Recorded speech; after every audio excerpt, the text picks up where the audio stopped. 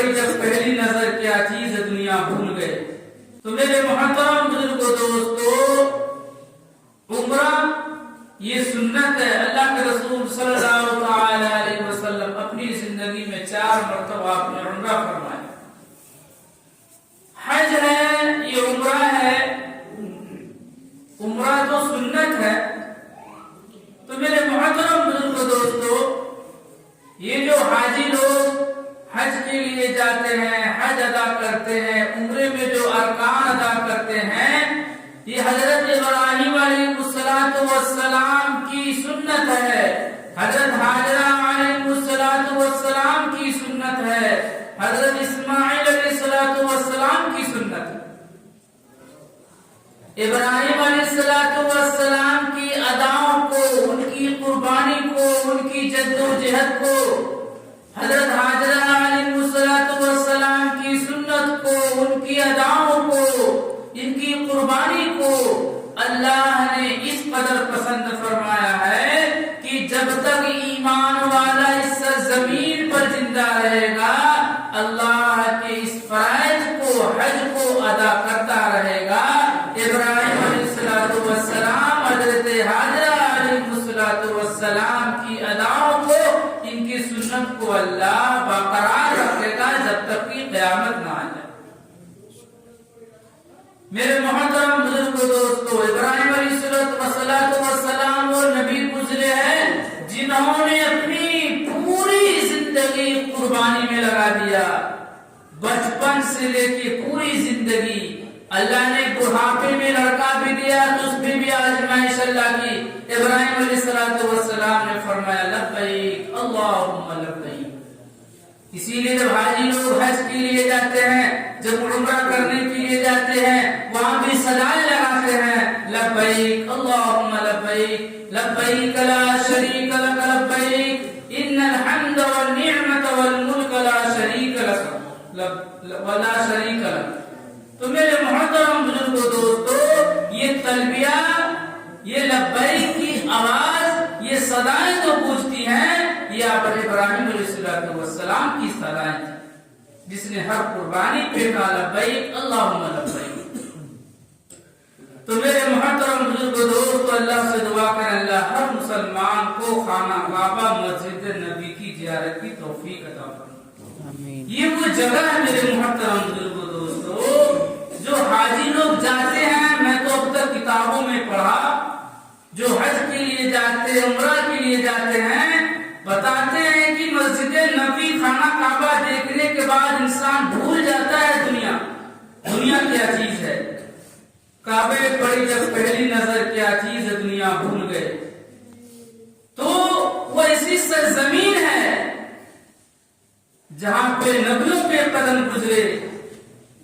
میرے محترم بزرگ دوستو، جانا چاہیے، کوششیں کرنی چاہیے، نمازوں میں دعائیں کرنی چاہیے۔ اللہ مجھے بھی بلا اور سب مسلمان کو خانہ کعبہ، مسجد نبی کی زیارت کی توفیق عطا فرمائے۔ دعائیں کرنی چاہیے میرے محترم بزرگ دوستو۔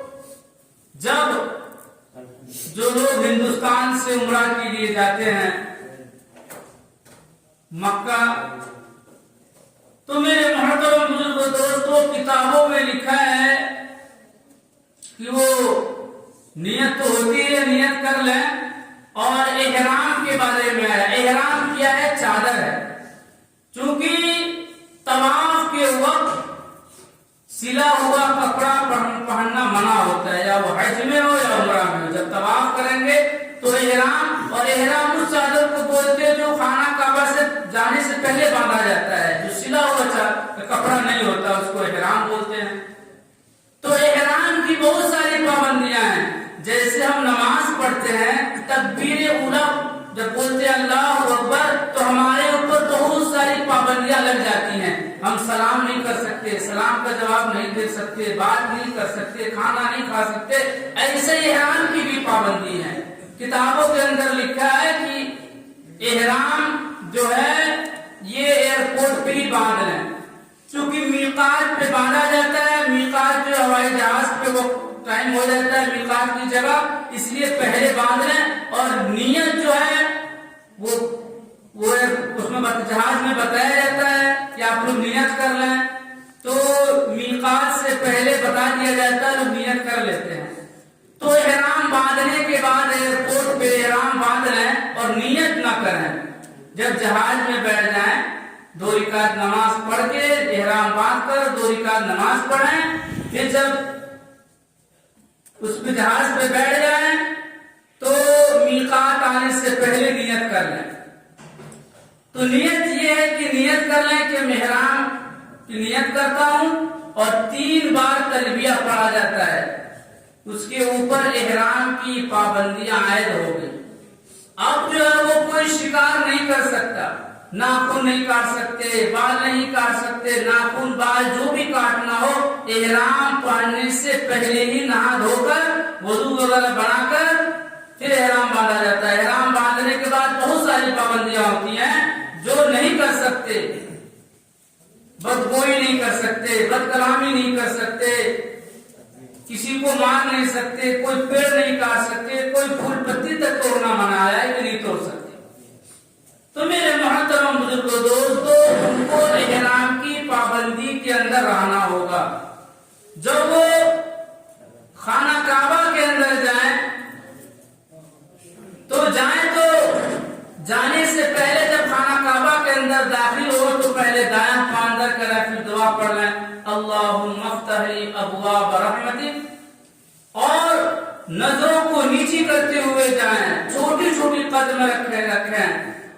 چونکہ خانہ کعبہ میں داخل ہونے کے بعد، مسجد حرام میں داخل ہونے کے بعد خانہ کعبہ پر جو پہلی نظر پڑتی ہے وہ ایسا وقت ہوتا ہے، قبولیت کا وقت ہوتا ہے۔ انسان جو پہلی نظر جب خانہ کعبہ پہ پڑھے، جو مانگتا ہے اللہ اسے قبول فرماتا ہے۔ اس لیے جب قریب جا کر دیکھیں گے تو اور بہتر ہوگا، کیونکہ دل میں جذبہ تو بہت ہوتا ہے، تمنائیں بہت ہوتی ہیں، کب نظر آ جائے، کب نظر آ جائے مسجد حرام کے اندر خانہ کعبہ۔ تو چونکہ اگر راستے ہی میں نظر آ گیا تو پولیس والے شاید وہاں سے ہٹا دیتے ہیں، تو اس لیے تھوڑا قریب جا کر دیکھیں گے تو پولیس والے نہیں ہٹائیں گے۔ تو پھر خود دل جمعی کے ساتھ، جیسے پہلی نظر پڑے دل جمعی کے ساتھ گلوزاری کر کر رو کر اللہ سے دعا کرنا چاہیے کہ اللہ ہمارے سارے گناہوں کو معاف فرما۔ جو اس نے نیت کی وہ دعا کرنی چاہیے۔ تمام مسلمان ہمارے بھائی بند جو بھی ہے، رشتہ دار ہے، خاندان ہے، اے اللہ جن سے میرا ملنا جلنا ہوا ہے، اللہ جو بھی غلطی ہوئی ہے اللہ معاف فرما، سب دعا کرنی چاہیے، معافی کی درخواست کرنی چاہیے اللہ سے میرے محترم بزرگ دوستوں۔ پھر جو ہے حجر اسود کے پاس جا کر نیت کرنی چاہیے طواف کی کہ اللہ میں تیرے گھر کی عمرہ کے لیے آیا ہوں، 7 چکر کے، تو اس نیت کو قبول فرما اور آسان فرما۔ نیت کے بعد حجر اسود کا بوسہ دینا ہے، کیونکہ بتاتے ہیں لوگ کہ آج کل بڑا مشکل ہوتا ہے، بڑی بھیڑ ہوتی ہے، حجر اسود کو چھونا بڑا مشکل ہوتا ہے۔ نیت جب کریں گے تو دونوں ہاتھ کو سینے تک اٹھا کر بسم اللہ اللہ اکبر کہہ کر چھوڑ دیں، اور پھر جب حجر اسود کا بوسہ لیں گے تو چونکہ بھیڑ ہے تو حجر اسود نہیں چھو سکتے، تو دور سے ہی دونوں ہاتھ کو اٹھا کر بسم اللہ اللہ اکبر کہہ کر ہاتھ کو چوم لیں تو اللہ قبول فرما لے گا۔ اور نیت یہ ہو، جب ہاتھ اٹھائیں تو نیت یہ ہو کہ ہم حجر اسود کو چھو رہے ہیں، یہ دل میں طرف ہونی چاہیے، نیت ہونی چاہیے میں حجر اسود کو چھو رہا ہوں۔ تو میرے محترم بزرگوں دوستو، پھر حجر اسود سے طواف شروع ہوتا ہے۔ حجر اسود سے طواف جب شروع کریں گے تو کوئی بھی دعا پڑھ سکتے ہیں، تیسرا کلمہ، چوتھا کلمہ، جو بھی آپ کو دعائیں اپنی زبان میں کوئی بھی دعا پڑھ سکتے ہیں۔ جب حجر اسود سے جب طواف شروع کریں گے تو ایک کونا آتا ہے رکن یمانی، رکن یمانی سے حجر اسود تک جو ہے ربنا آتنا فی الدنیا حسنۃ وفی الآخرۃ حسنۃ وقنا عذاب النار، یہ پڑھنا چاہیے، یہاں پڑھنا لازم ہے، رکن یمانی سے حجر اسود تک۔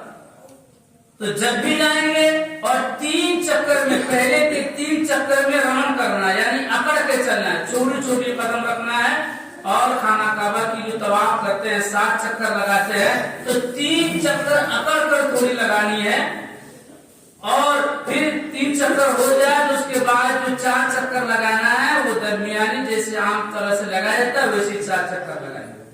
تو میرے محترم بزرگ دوستو جب 7 چکر پورا ہو جائے گا تو اس کے بعد سے مقام ابراہیم پہ 2 رکعت نماز واجب پڑھ رہی. بہتر ہے کہ پہلے رکعت میں سورہ کافرون پڑھیں, دوسری رکعت میں قل هو اللہ احد پڑھیں. پھر آب زمزم جی بھر کر پینا چاہیے, خوب زیادہ سے رو کر پینا چاہیے اور اللہ سے شفا کے لیے دعا کرنا چاہیے اپنی بیماری سے. بتاتے ہیں کہ آب زمزم پیتے وقت اللہ سے جو بھی دعا کریں گے اللہ اس دعا کو قبول فرماتا ہے. خاص طور سے مغز کے لیے, بیماری کے لیے, اللہ سے شفا کے لیے اللہ سے دعا کرنی چاہیے. تو پھر وہاں سے صفا مروہ کے لیے سعی کرنے کے لیے جاتے ہیں, وہاں بھی 7 چکر لگائے جاتے ہیں. تو میرے محترم بزرگ دوست وقت نہیں, سنت کا وقت ہو گیا ہے. پھر سعی کے بعد حلق کرواتے ہیں, حلق کے بعد اب آپ کا عمرہ ہو گیا ہے. تو میرے محترم بزرگ دوستو یہ جو سعی کرتے ہیں یہ حضرت حاجرہ علیہ السلام کی اداؤں کا نام ہے. حضرت حاجرہ علیہ السلام پانی کی تلاش میں صفا مروہ کی 7 چکر لگائی تھی. تو اللہ تعالیٰ سے دعا کریں کہ اللہ تعالیٰ ہم سب کو